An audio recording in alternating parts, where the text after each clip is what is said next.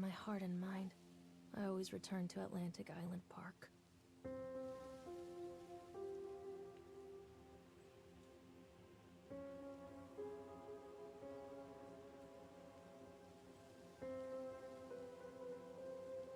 Where's Mr. Bear? I haven't seen Mr. Bear, Callum.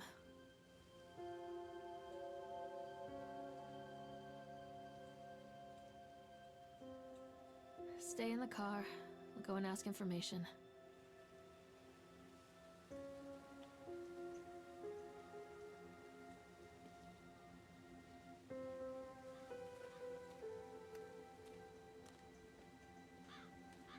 Attention, patrons. The park is now closed. Please make your way to the car park at your earliest convenience. Employees prepare the park for shutdown.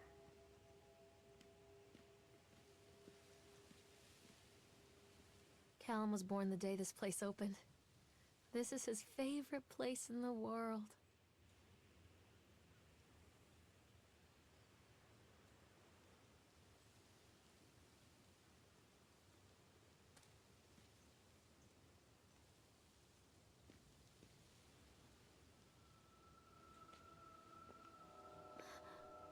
What?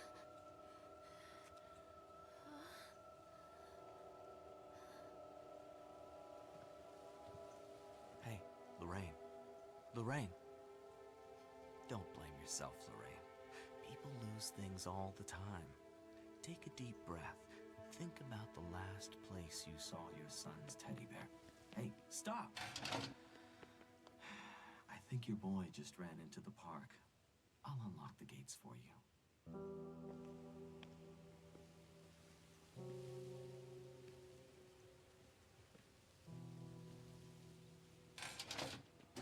Callum, I told you to wait in the car. Catch me, Mommy.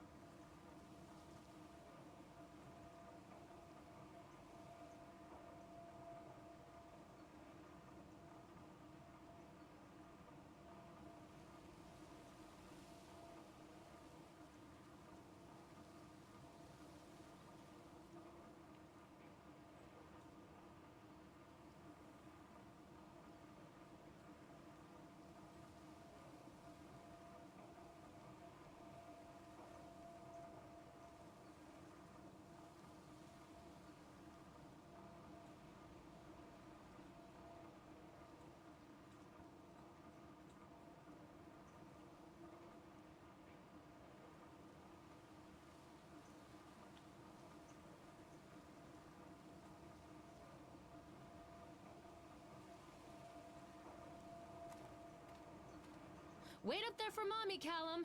Come on, Mommy. There's something special about the entrance to an amusement park. A line drawn between the real world and the world of whimsy within. On this side, the apathy of our everyday lives. And on the other, anything we might dare to dream. It's no wonder Callum ran back inside. I wouldn't want to leave either. Attention, employees. The park is now closed. Have a safe journey home.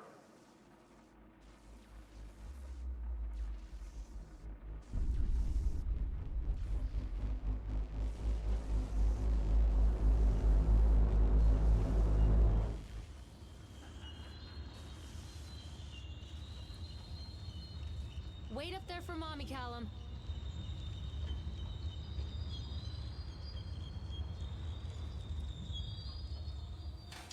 Oh, God. The park. What happened here?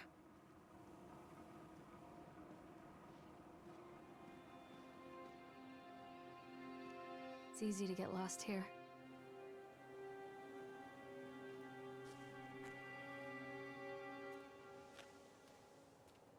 Come back, Callum. You can't catch me.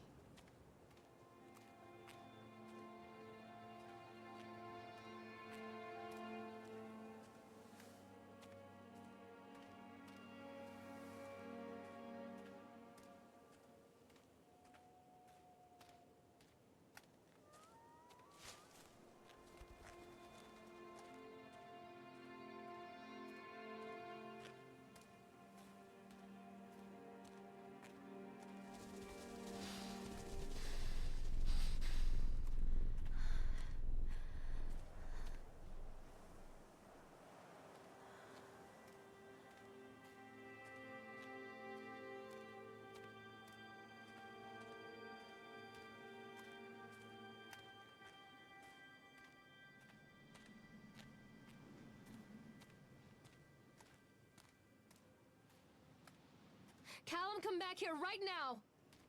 Over here.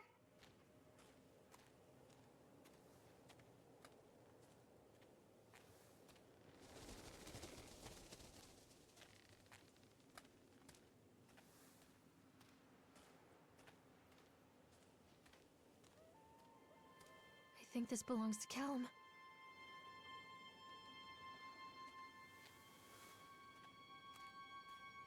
Chad the Chipmunk, huh?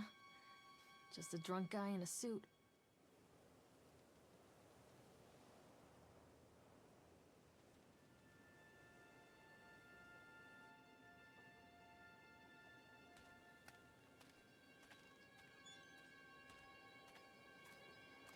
What's this?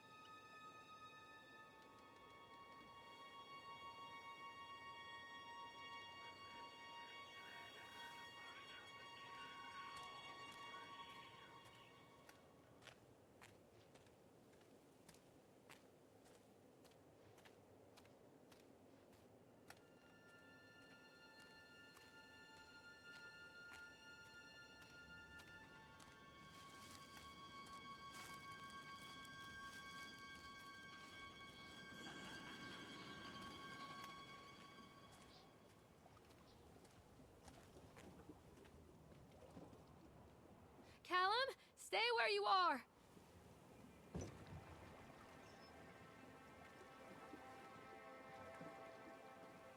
Come on, Mommy.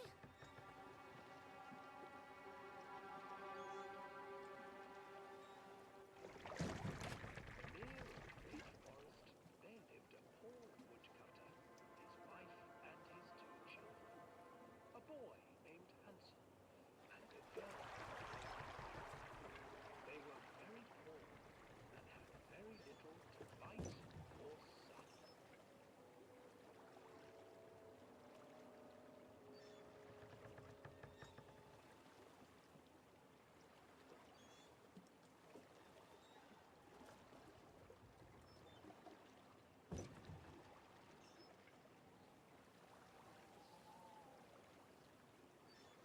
They were very poor and had very little to bite or suck. Near a great forest, there lived a poor woodcutter, his wife and his two children. A boy named Hansel and a girl named Gretel. They were very poor and had very little to bite or sup.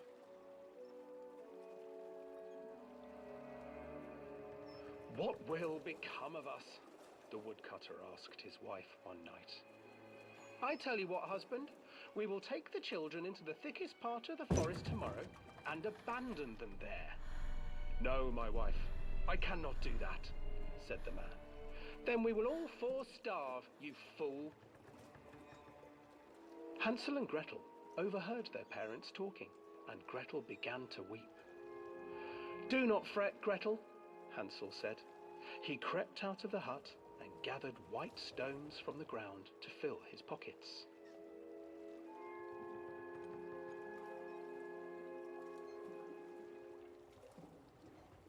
The next morning, the woodcutter leads the children into the forest. Before they leave, their mother gives them a slice of bread and warns them that they will get no more food that day.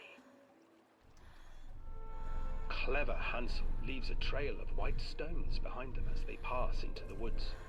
When their father leaves them, the children wait a while, then follow the trail back to their parents' house. After receiving a thorough scolding from their parents for getting lost in the woods, the children are sent to bed without any supper. Hansel tried to sneak out and collect more white stones, but found that the door was locked. "Tomorrow I will take them into the woods myself," the wife told the woodcutter. In the morning, their mother gave them a slice of bread and led them deep into the forest once again.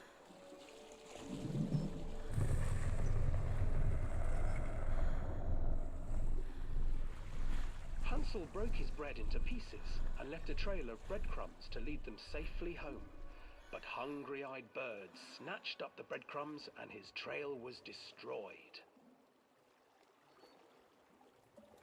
Abandoned by their parents and unable to find the trail home, the children wandered in the forest for 3 days.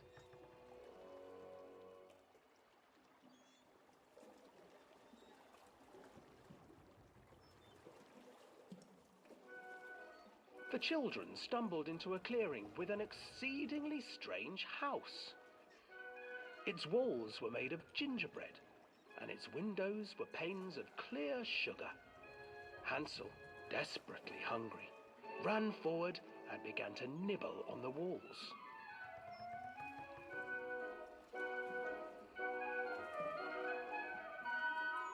"Nibble, nibble, little mouse. Who is nibbling at my house?" An old woman emerged from the house, sniffing the air and peering around with cloudy eyes. "Oh, you dear children, who brought you here? Just come in and stay with me. No harm will come to you." But Hansel and Gretel stayed back, for the old woman reminded them of their cruel mother. "Come, children, don't be afraid. I have something for you." The old woman offered them 2 enormous lollipops.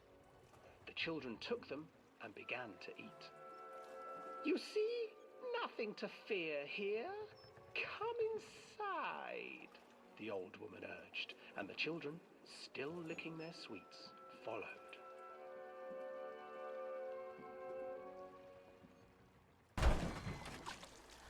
Once inside the house, the old woman changed. She stuffed Hansel into a cage and put Gretel to work, sweeping and cleaning her hut. "Your brother will make a good mouthful," the old witch told Gretel. "Once he is fattened up, I shall feast upon him."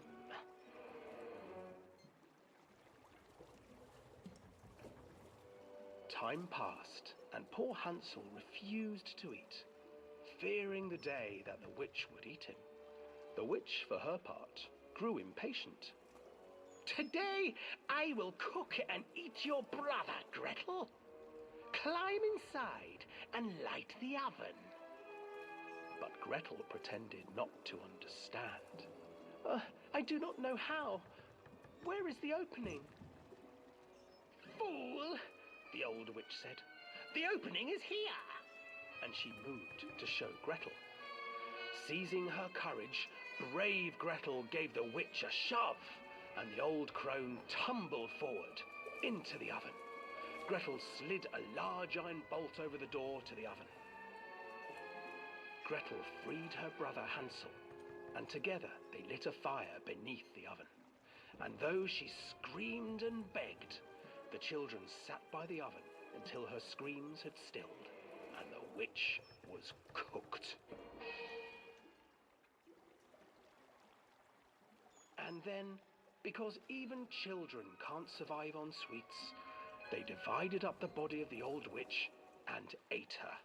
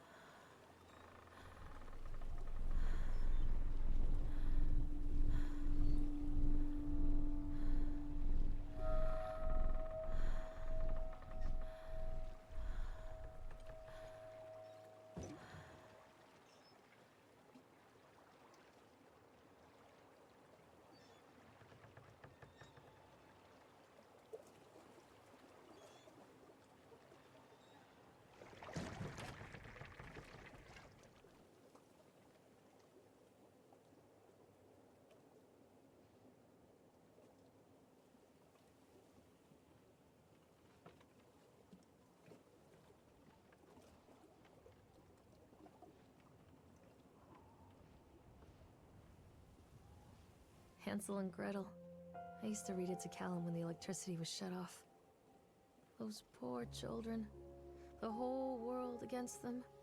The forest, the birds, the old witch, even their own parents. I used to imagine that Callum and I were the kids in that story. Not mother and son, but brother and sister, hand in hand against the unkind world. We were always hungry, looking for our own house made of candy. Looking for the sweetness that could take the pain away. Hunger leads people to desperate, terrible places where the tree branches reach like claws. Wait, Callum!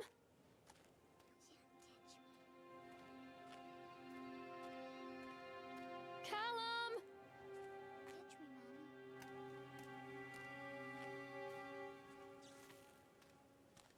Catch me, Mommy. Another accident. This place.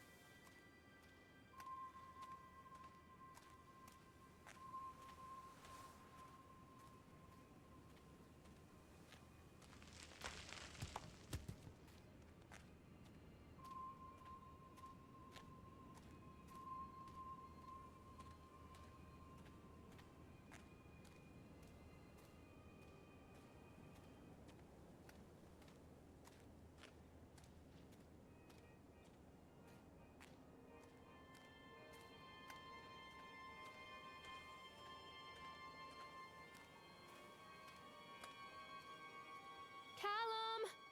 Where did you go?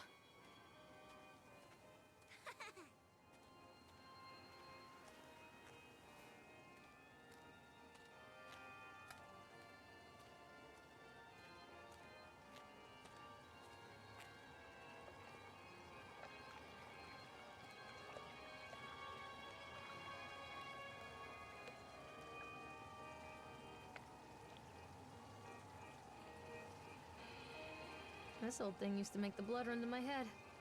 Make me dizzy. The guy just snapped. Those poor kids.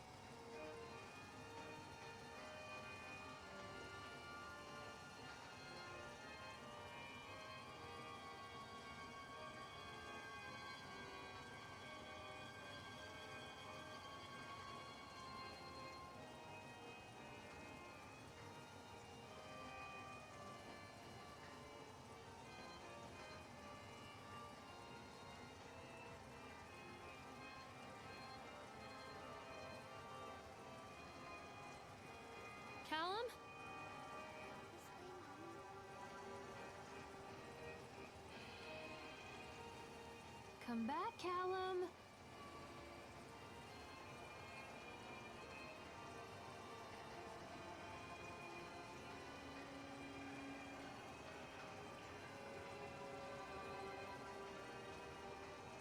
I can't get on while it's moving.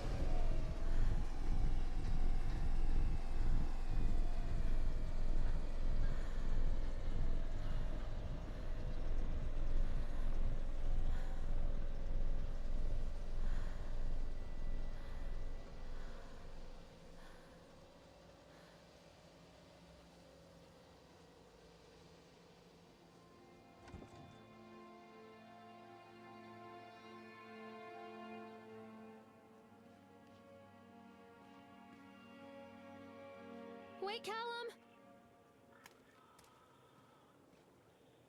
Oh, I remember this.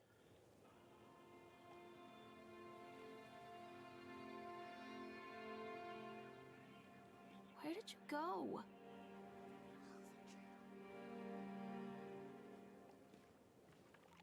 Treachery hides in thoughts. Treachery that lashes like a whip and scars our insides. The first time I saw Callum, my thoughts betrayed me. I looked down at this wrinkled, red, bawling thing and I thought, is that it? We build our world from expectations, and the world that I had built for Callum was no different. He was so real, so there, and so far from my expectations. And they shattered, and as they fell in pieces, that one treacherous thought became a new foundation. All of the love that we shared, all of the warmth and goodness that followed, built on a single, traitorous thought.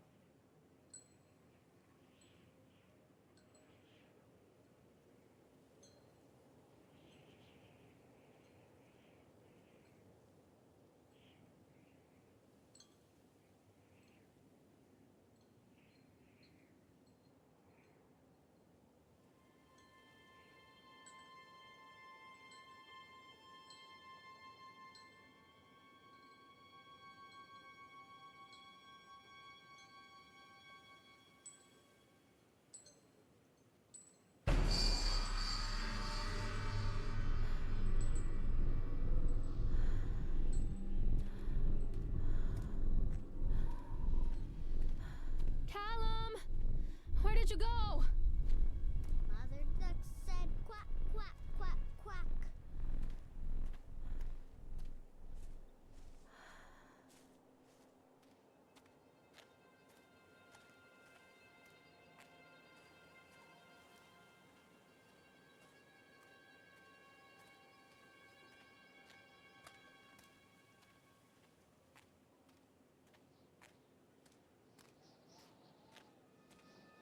Wait for Mommy! Constant crashes and 80s music. Guess it floats someone's boat.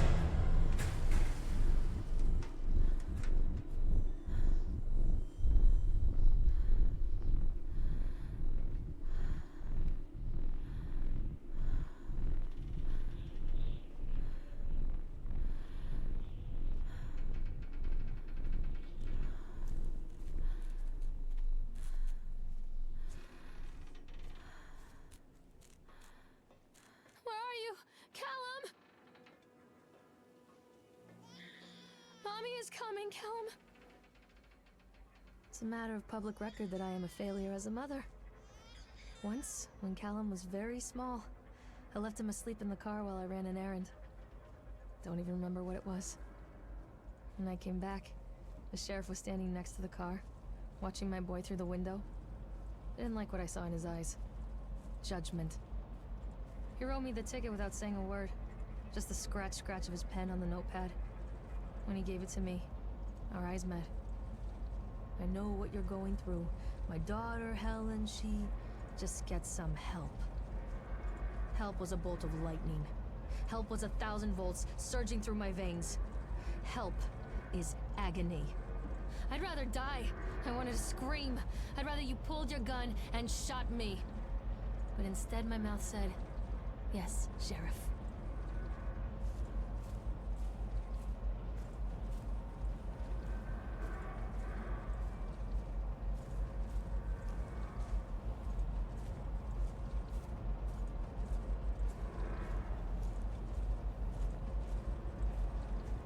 Don't be afraid.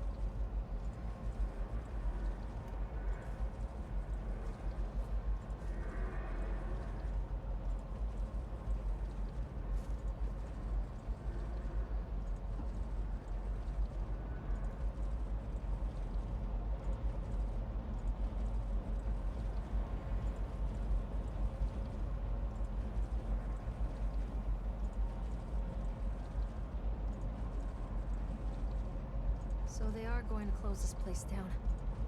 Doesn't surprise me.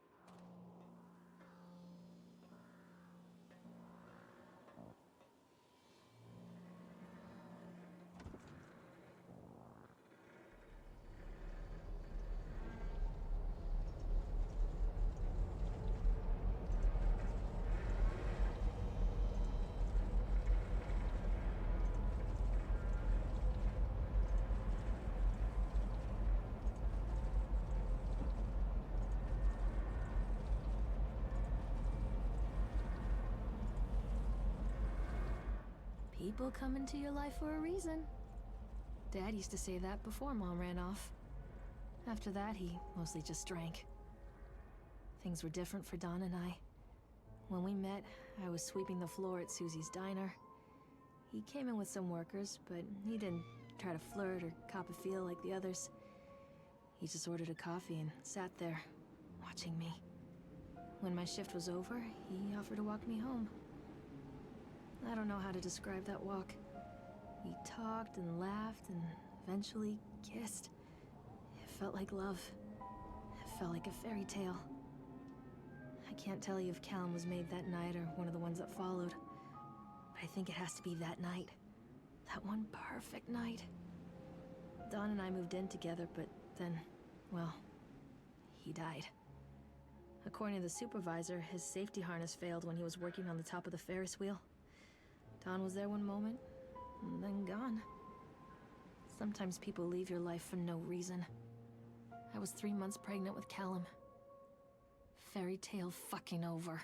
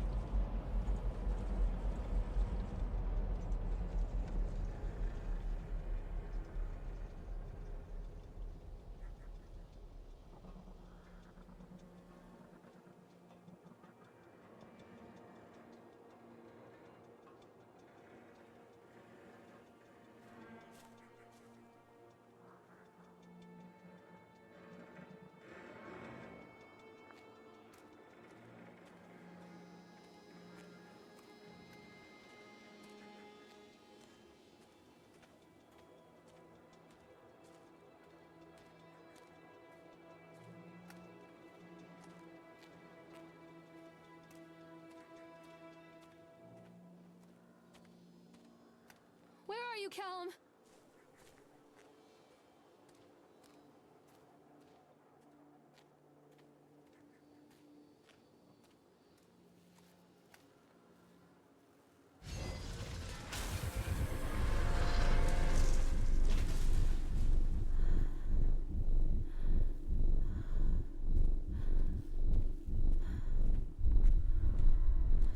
Callum!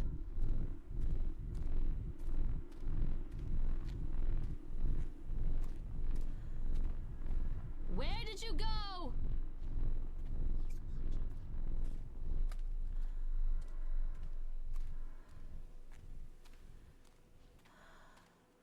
A lot of people idolize their children.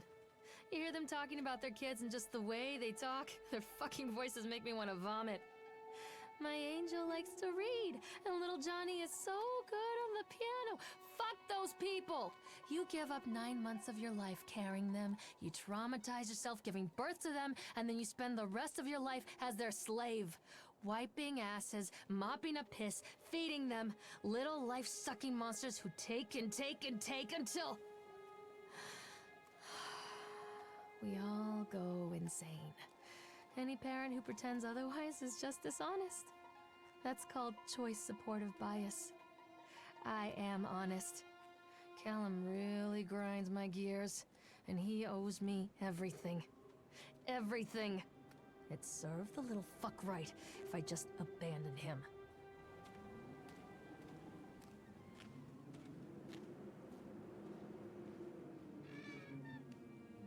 I always wanted to ride this one.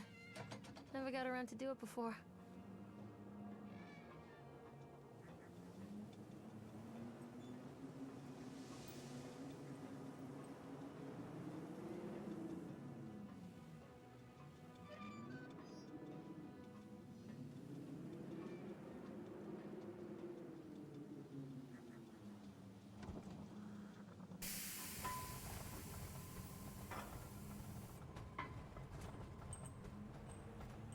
What do you want? We need to talk about Callum. What do you mean? What have you done to him? That's insulting. You and your boy are everything that this place doesn't want. The antithesis of what we stand for. Where is Callum? The poor child. He tried so hard to do what he was taught. He even left you a trail of breadcrumbs. But the park is just so hungry. Tell me where my son is. The witch has him now. Has both of you. No happy ending here, I'm afraid. Just leave me alone. Fool. You always were.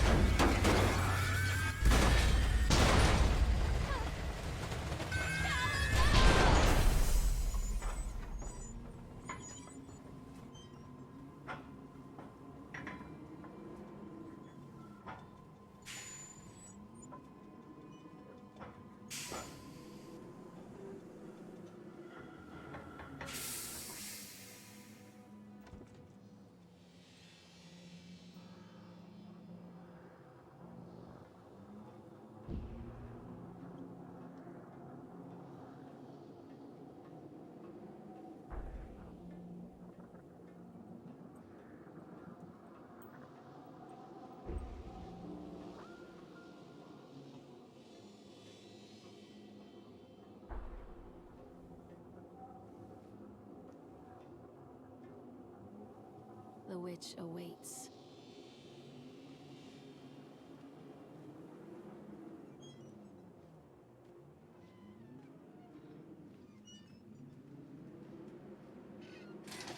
Callum has bruises on his arms, finger marks. Someone has been hurting him. I've asked him, demanded really, to know where he got the marks.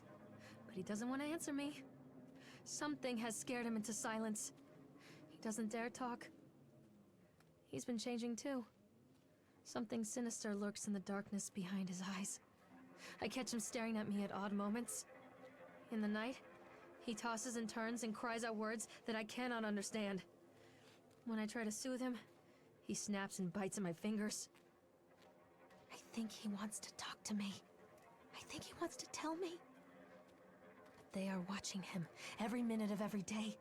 They are whispering to him in his sleep, changing him. They are taking my baby away from me. I can save him. And there will be pain. But I love him, and in the end, he will understand why.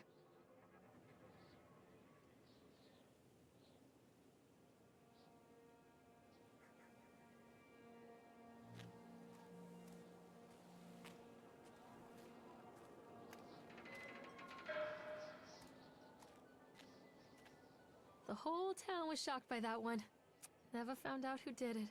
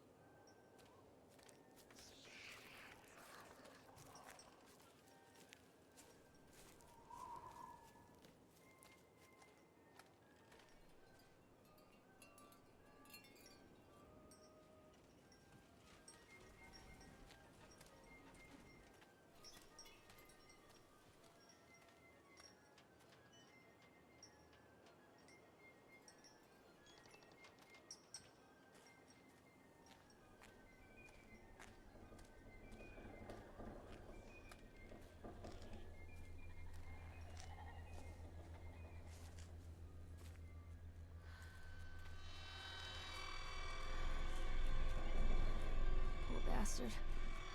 Who did this to him?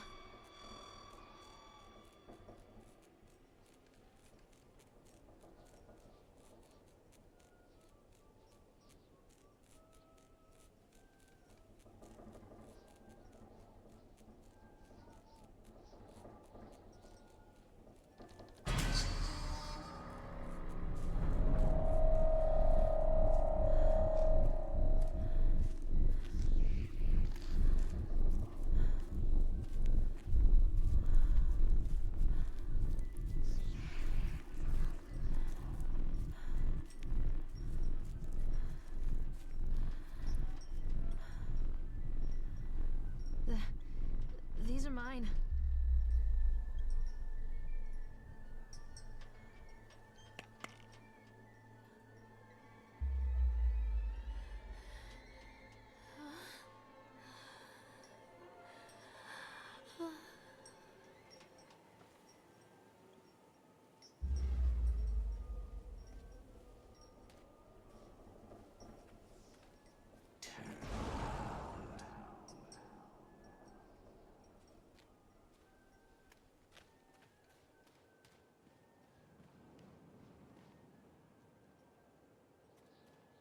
Don't touch me!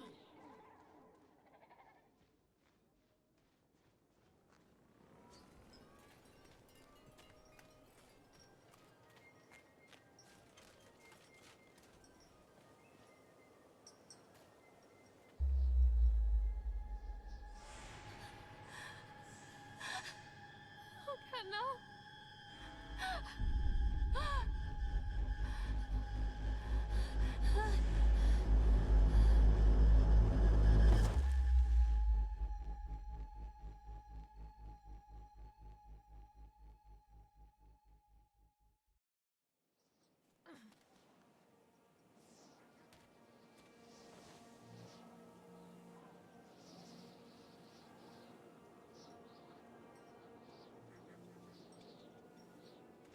The park is a collage of contradictions all of its own. Millions of people die every year in car crashes, and the park has little cars designed specifically to simulate that action. Hear the children scream with joy. In the sideshow alley, you can walk away with 15 cents worth of mass-produced Chinese teddy bears, while a grinning carny pockets your hard-earned $5.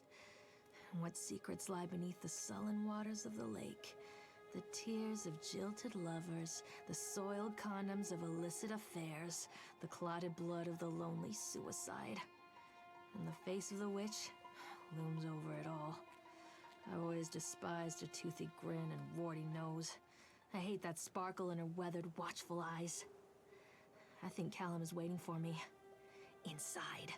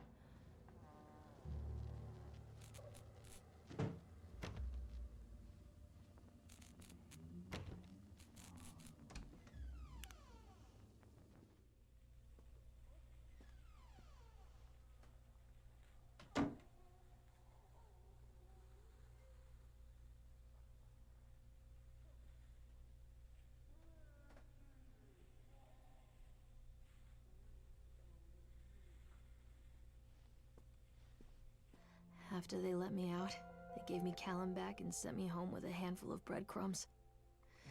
Home, bittersweet home. I barely recognized it. Where there had been color and light, there were shadows and regrets. Where there had been warmth, there was a bone-deep coldness that never went away. I tried my hardest to keep the ghosts at bay. Don, watching from the dusty corners while I tried to teach his son to read. My father, coldly assessing me and finding me lacking. I devoted myself to Callum and did the things that they told me. It will get better, they said. Every day will be a little better than the last. I'm in the woods now, lost and afraid. Things never got any better.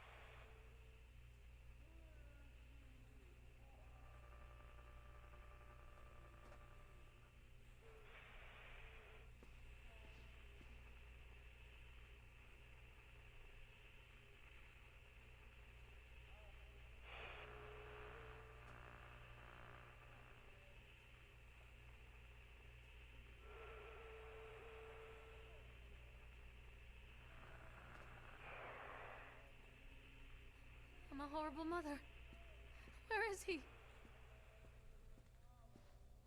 Who was that?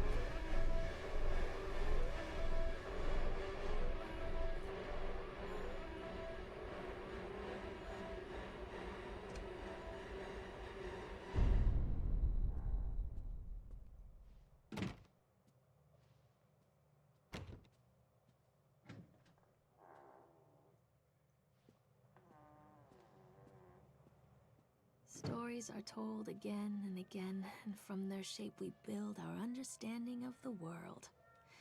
Two children are led into the woods. They are lost for a time, but then are captured by an old witch. The child goes missing in Atlantic Island Park. He wanders lost for a time before finding his way into the mouth of an old witch.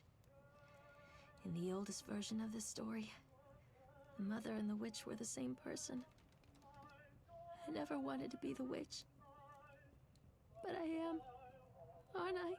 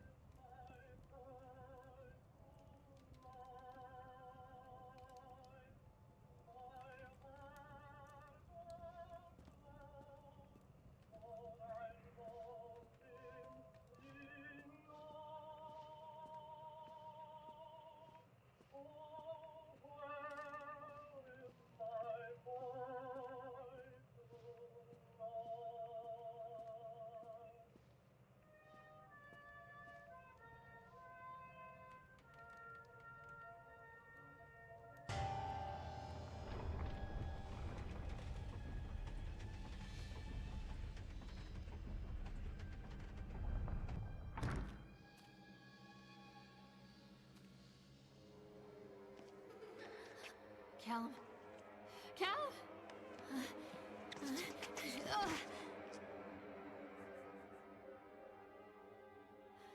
Callum? Callum? Callum!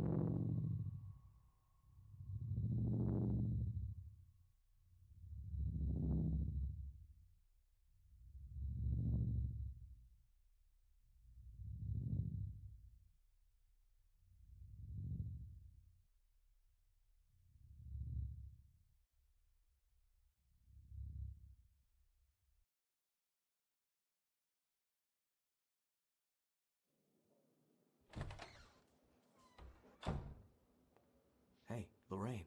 Lorraine. Don't blame yourself, Lorraine. People lose things all the time.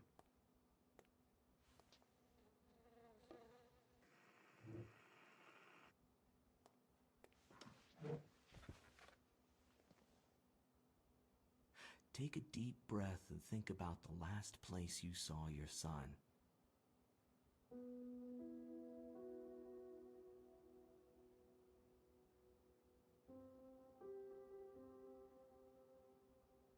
In my heart and mind, I always return to Atlantic Island Park.